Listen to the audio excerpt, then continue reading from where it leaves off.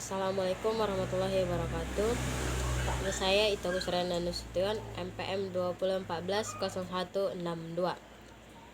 Di sini saya akan memenuhi ujian akhir semester saya, yaitu dengan memberikan penjelasan ataupun mendemonstrasikan tentang pengembangan media dan bahan ajar Bahasa Indonesia SD dengan tema keterampilan berbicara.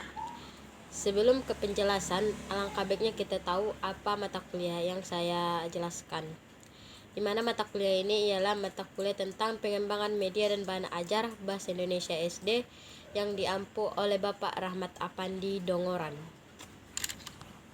Baik, untuk penjelasan sendiri, di mana keterampilan berbahasa ataupun berbicara yang diajarkan di SD ada beberapa aspek, yakni keterampilan berbicara mendengarkan atau menyimak, yang kedua keterampilan membaca, yang ketiga keterampilan menulis.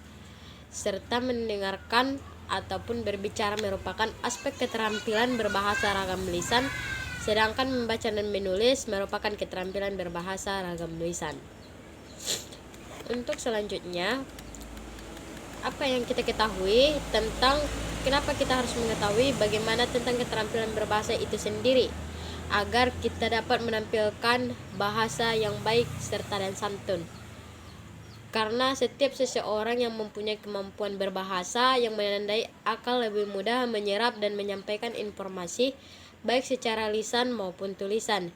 Keterampilan berbahasa ini terdiri dari 4 aspek, yaitu menyimak, mendengarkan, berbicara, membaca, dan menulis. Baik, untuk penjelasannya yang akan saya berikan, ada contoh yang akan saya berikan nanti.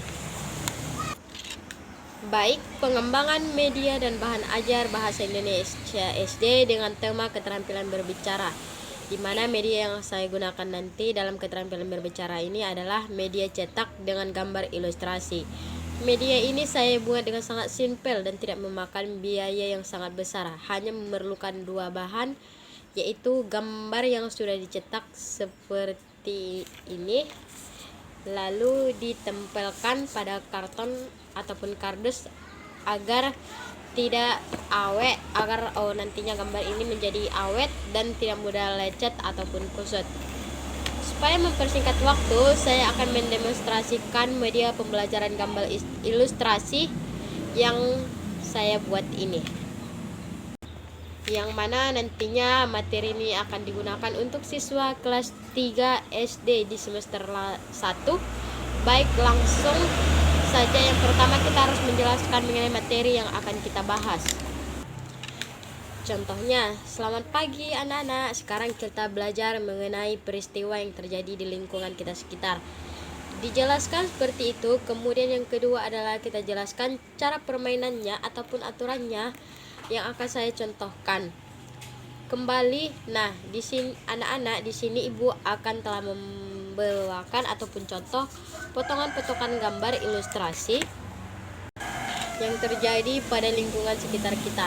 Nantinya aturan mainnya ibu akan menunjukkan kepada kalian ke depan, kemudian kalian mengambil salah satu gambar ini, lalu kalian berikan tanggapan ataupun saran pada gambar ilustrasi yang telah ibu buat. Sederhana saja tentang masalah yang terjadi pada gambar tersebut. Sebagai contoh, supaya lebih paham, ibu akan mencontohkan dengan mengambil gambar anak yang makan sebelum mencuci tangan.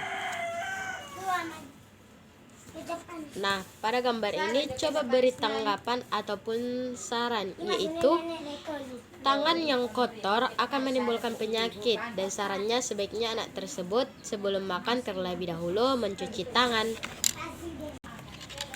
Untuk contoh lain, di sini ibu mengambil gambar ataupun ilustrasi tentang sungai yang kotor seperti pada gambar. Tanggapannya, sungai yang kotor akan menimbulkan lingkungan yang tidak nyaman, serta lingkungan yang kotor akan menimbulkan bibit-bibit penyakit. Sarannya sebaiknya sampah di sungai dibersihkan sampai bersih. Jangan membuang sampah sembarangan, terutama pada sungai ya. Ingat, tidak boleh. Baik, untuk contoh lain, kalian akan memberikan ataupun membuat gambar seperti ini serta ilustrasi yang kalian ketahui serta memberi tanggapan dan sarannya. Itulah beberapa penjelasan yang dapat saya jelaskan dalam keterampilan berbicara dengan memberikan contoh-contoh ataupun membuat gambar media cetak dengan baik itu ilustrasi ataupun gambar yang sudah dicetak kian, agar siswa dapat menjelaskan masalah yang terjadi di lingkungan sekitar supaya mereka dapat memberikan tanggapan dan sarannya terhadap masalah yang terjadi di lingkungan sekitar. Dengan pemilihan kata yang tepat, itulah penjelasan mengenai penggunaan media pembelajaran dalam keterampilan berbicara. Semoga penjelasan ini bermanfaat untuk kalian semua, dan kurang baiknya ataupun ada kata-kata saya yang salah, kurangnya saya mohon maaf. Nah, sudah izin salam. Assalamualaikum warahmatullahi wabarakatuh.